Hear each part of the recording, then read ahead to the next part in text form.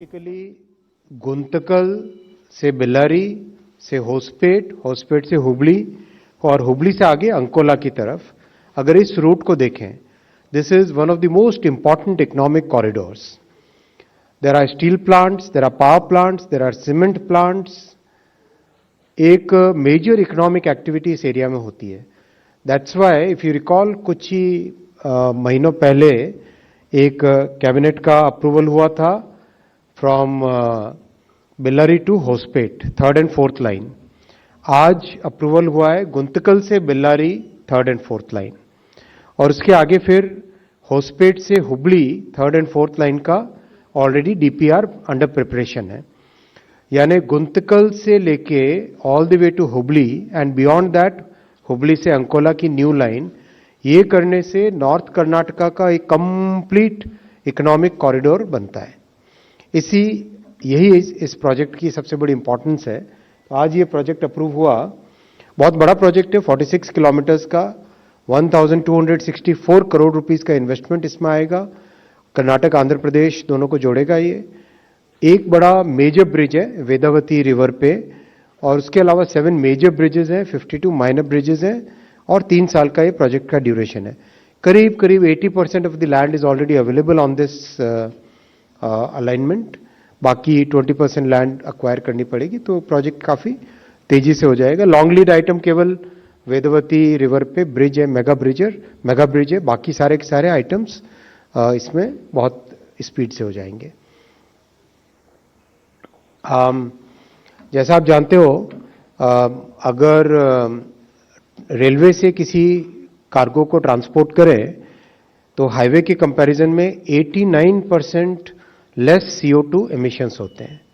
यानी it is 89% less polluting compared to highway transportation, road transportation. Secondly, cost wise it is significantly lesser compared to road transportation. Cost कम है, pollution भी कम है. That's Y दुनिया में बहुत सारे देशों ने रेलवे को प्रायोरिटी दी है, और माननीय प्रधानमंत्री श्री नरेंद्र मोदी जी ने 2014 में जिम्मेदारी लेने के बाद से कंप्लीट रेलवे सेक्टर को ओवरहॉल करने का, ट्रांसफॉर्म करने का लगातार प्रयास चल रहा है. जैसा कि आप जानते हैं, रेलवे इज नाउ 99.6% इलेक्ट्रीफाइड, और वर्ल्ड का largest electrified railway network Bharat बन गया है. और परसेंटेज टर्म्स में देखो तो स्विट्जरलैंड के बाद में सेकंड नंबर पे है. स्विट्जरलैंड इज 100% और इंडिया इज 99.6%. हालांकि स्विट्जरलैंड का railway network is just about 5,000 kilometres, 5,000 kilometre उनका रेलवे नेटवर्क है, और भारत का 1,35,000 किलोमीटर का ट्रैक किलोमीटर्स का रेलवे नेटवर्क है. तो कंपैरिजन अगर करो, और उसके बाद में चाइना आता है नंबर 3 पे.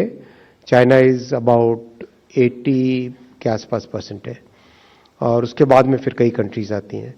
तो overall our countries performance on green transportation has been very good. और अभी तो recently hydrogen train has done very well, as all of you aware. पिछले 17 जुलाई को माननीय प्रधानमंत्री जी ने हाइड्रोजन ट्रेन जींद से इनॉग्रेट की थी. कल या रादर आज सुबह तक इसके 1000 किलोमीटर्स फ्लॉलेस कंप्लीट हो गए. 1000 kilometres of hydrogen train running without any issues. शुरू का पीरियड बहुत इंपॉर्टेंट होता है ट्रेन के कॉमर्शियल रन में, तो we are very vigilant over each and every parameter. We are measuring about some 130 odd parameters continuously हम मेजर कर रहे हैं. उसमें कैसा उसका बिहेवियर है, किस तरह के उसके पैरामीटर्स के वैल्यूज आ रहे हैं, वो सब चीजें मेजर कर रहे हैं. तो इस प्रोजेक्ट से 16 मिलियन टन जो एक्स्ट्रा कार्गो आएगा, that is equivalent to planting 27 lakh trees. यानी 27 लाख ट्रीज अगर हम लगाते, उससे जितना कार्बन डाइऑक्साइड सिक्वेस्टर होता, कम होता, एटमॉस्फेयर से एब्जॉर्ब होता, उतना इस रेलवे लाइन के बनाने से कार्बन डाइऑक्साइड ट्रांसपोर्टेशन सेक्टर से कम होगा. So that's why it is equivalent to planting 27 lakh trees. 31 lakh human days का एम्प्लॉयमेंट इससे जनरेट होगा, और 149 करोड़ लॉजिस्टिक्स कॉस्ट देश की बचेगी. सेकेंड मैं पॉइंट आता हूं, भव्य रसायन स्कीम. हम सब जानते हैं कि इकोनॉमी में there are certain industries which are foundational industries. जैसे Steel industry is a foundational industry. Chemical industry is a foundational industry. Semiconductor industry is a foundational industry. Foundational industry का importance इसलिए होता है that foundational industry supplies material to many other industries. अगर आपके पास देश में एक फाउंडेशन इंडस्ट्री स्ट्रांग है तो उस फाउंडेशन इंडस्ट्री पे you can build many other industries. Chemical is one of those industries जिसमें if you have that industry in your country then you can have multiple other industries which are based upon chemical industry. So that's why माननीय प्रधानमंत्री जी ने इस industry पे बहुत ध्यान देके भव्य रसायन स्कीम बनाई है. भव्य रसायन स्कीम का बेसिक थीम है plug and play chemical parks.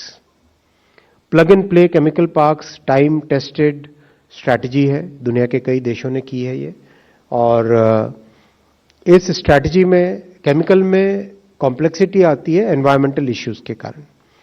Environmental concerns बहुत इंपॉर्टेंट है केमिकल इंडस्ट्री में. सेफ्टी कंसर्न्स बहुत इंपॉर्टेंट है केमिकल इंडस्ट्री में. इन दोनों का ध्यान रखने के लिए जो केमिकल इंडस्ट्री के लिए जो स्पेशल रिक्वायरमेंट्स है, for example common effluent treatment plants, for example special effluent treatment plants, for example how the gaseous emissions will be treated, right. इन सब का ध्यान रखना बहुत जरूरी होता है. Not just the liquid emissions, but also the other gaseous emissions which are emitted in the chemical industry. Then safety becomes very important because